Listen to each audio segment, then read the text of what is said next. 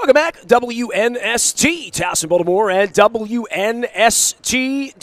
We are shaking through the middle of the week here. Luke Jones and I broadcasting live from Radio Row. All of it brought to you by our friends at LifeBridge Health Sports Medicine Institute. You know, this guy here, I don't know how much time you spent in a training room over time, but, man, you had a hell of a career, London Fletcher. I mean, they say blessed not for long. You tried to prove him wrong, not as much as this guy up here, but right? No, not as much as that guy up there.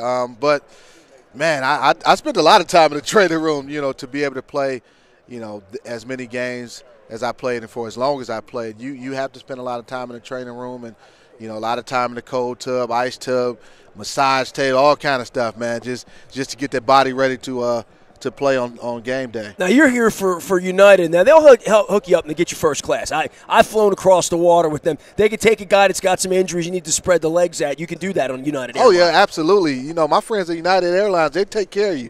Actually, and starting today, they're going to take even better care of every United Airlines customer. Where are we going? I got to go to Europe this year, so I need an airline. Let's go talk to you. Go to United Airlines. Listen, starting today, my friends at United Airlines is offering every customer on their more than 211 flights free seat back direct TV. I'm talking about free seat back direct TV on every single flight. What if I want to sleep? And it's live television. I want to sleep. Live television. If you want to sleep, hey, you can put your headphones on and just listen to the direct TV while you're sleeping. All right. And I don't know when you're flying back, but a lot of people will be flying during the big. I'd be flying Dulles is where I'd be flying. No, not where you're flying. I'm saying when you're flying. So a lot of people will be flying Sunday during a big game. They won't miss a single play because on United Airlines they'll be able to watch it play. I mean, every single play during that game. But it's not just during Sunday's game. It'll be every single day they'll be able to watch DirecTV on the seat. You know what I like about United Airlines? And it's more than 30,000 televisions. When I walk through O'Hare Airport and I go into that big spinny tunnel and the little music plays and I get all vibey and chill, that's what I like about United Airlines. You like that? Yeah, every time I go to O'Hare Airport. You seem like a guy that would like that type of stuff. I do, man. Look, I'm not like Seinfeld where I need my feet rubbed or I need ice cream on an airline. I mean, Luke will tell you, give me a drink, I'm good, right? I mean, aisle seat. I'm small, though. I'm not a big guy like football players. I don't know how big people fly. I don't know how big people fit in the hotel rooms.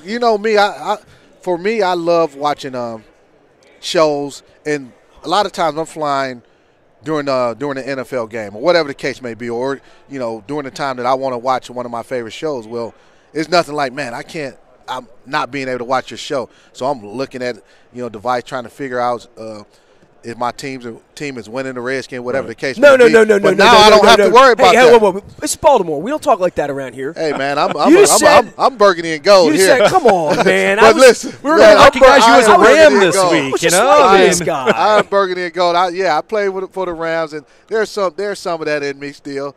But, man, it's crazy. But, yeah, go to United Airlines, United.com to find out more information about that. But it's going to be a great flight now that you can enjoy DirecTV free. London Fletcher here for United, and we're at Super Bowl 53. We're in Atlanta. Luke is here as well. You want to get on him about the Redskins. Go ahead. I was going to ask him about the Rams because I think all right. This is Baltimore, of course. We lost our first NFL franchise, and you played for the St. Louis Rams. And so I want to ask you, is it a little different kind of looking at the Rams? I know it's the same franchise, but it's a different city now. I'm going to take it even deeper, another level for you. I'm from Cleveland originally. I know that. By the way, your high school. So you're ready to fight me, right? Hold on. Your high school's legendary. It has like 7 high school alums are involved in this game. The Patriots, like their whole front office. My college, John Carroll. My bad. John Carroll University. Yeah, we have I think 6 former John Carroll players who work for the Patriots, either in coaching or in scouting. Someone sent me a note about that. They said make sure you ask about John. And the Rams linebacker coach, there's a connection to John Carroll as well. Yeah, I think he played at John Carroll, if I'm not mistaken. There are 7 alums in this game. It says so right on their website. That's an incredible thing. That is an amazing thing. So, win or lose, John Carroll, regardless of which team wins, John Carroll wins. Look, man, I don't hate Cleveland, just so you know. I mean, even though you're a Cleveland kid. We hate Baltimore. Yeah, we have no reason to hate Cleveland. Where were you the day we stole the Browns? Because you were of the age, right, that affected you. I mean, you were. It really did. I didn't watch football. I was in college. I didn't watch football for 3 years, something like that. Because 95, I was at John Carroll, and then I went into the NFL. My rookie year was 98. So for 3 years. Where's John Carroll in Cleveland? It's in a suburb of Cleveland. What suburb? University Heights. University Heights. Okay. Yeah. So I mean, you talk about Sundays not wanting to watch football, and I love football. I mean, I love NFL football, I love college football, but Sundays I didn't watch a game. Me and my cousin, when the Browns were there the first time, we called back and forth. A play happened, man. You see that play? And then that next season when next they were thing gone, you know, Vinny's wearing purple. Next thing you know, they're gone, and we don't have our calls anymore. It's just like, man, it was.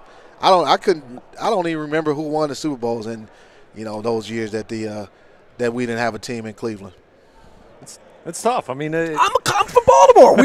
Every time I saw Peyton Manning for 20 years, I'm like, he stole my team. It's my dad's horseshoe. You're too young. You were too young to know about. I'm 50 years old. I'm way older than you, man. Come on. I've done the research. Sure. You're 50? I'm 50, man. Born in 68. You look good. Summer of I love, was brother. a baby when the Colts moved. I was a few months old when the Colts I never would have left guessed you were Baltimore. 50 years Well, old. then I would have won the animal stuffed animal at the fair. Oh, absolutely. Absolutely. Guess his age.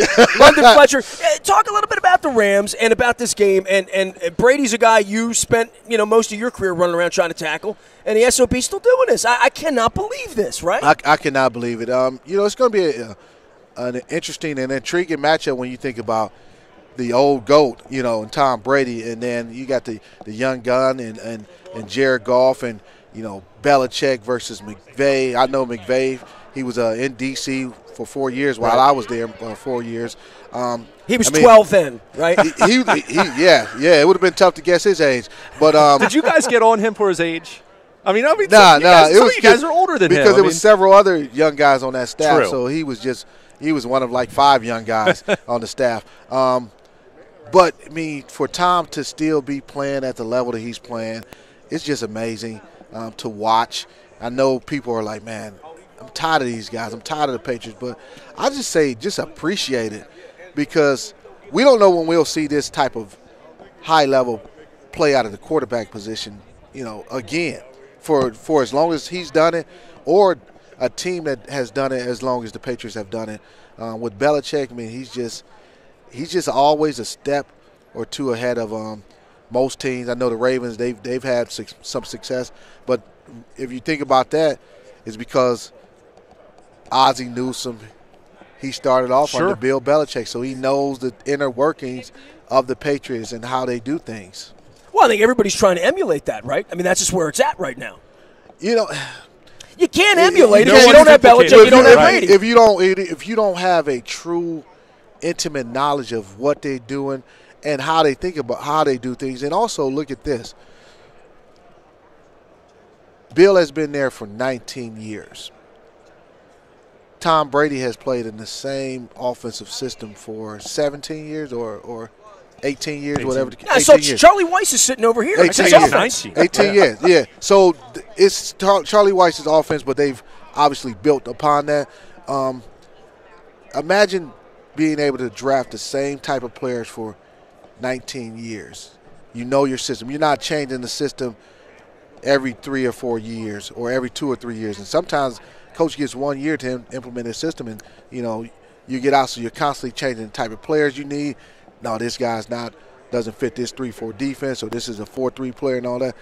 Over the last 19 years, they've identified, they know who they are, they know what type of player their system requires, and, they just keep on rolling like a machine. And I think just the experience. I mean, you had such a long career. You could draw on so many experiences throughout your career of, you see a certain offensive look, it might remind you of something you saw 5 years ago. Those two have such a catalog of experience, and Brian Billick was talking about this the other day with us, that they might see some look that Baltimore or Pittsburgh or whoever gives them, and, we saw something very similar to this 7 years ago, and we did this. Let's do this, and it's probably going to work. And it's that's absolutely true. Just the recall of being able to say, okay, all right, several years ago, this was we faced this type of defense. So they had the benefit of playing against Wade Phillips' defense in an AFC Championship game, 2015? Yeah. So they know what Wade's thinking is and how he's going to probably try to stop their offense. So now they can come up and say, all right, we know he's going to more than likely do this. This is how we can attack that type of scheme. All these years in the league, you consider yourself a Redskin? That's what you consider yourself? Well, we just yes. You do? Yes. And I bleed burgundy and gold. Oh, I bleed burgundy and gold. That's why I'm sitting over here. And I played for the Rams. Great friends there. Great experience. Won a championship there.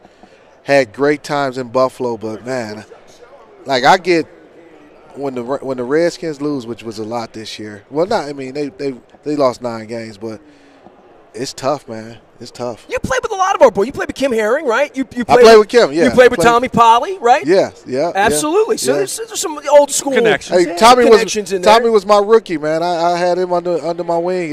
Tommy and his wife listened to the show all the time. Oh, TP, yeah. That's my guy, man. He was a rookie, man. I took him under my wing, man. Dunbar High School. Yeah. I would not. I'm looking at you. Don't boast him up. I was going to tell you. Don't play with him on the basketball court. Oh, no. I knew that TP. Would be bad news for you. I knew TP could hoop. Yeah, I knew he could hoop.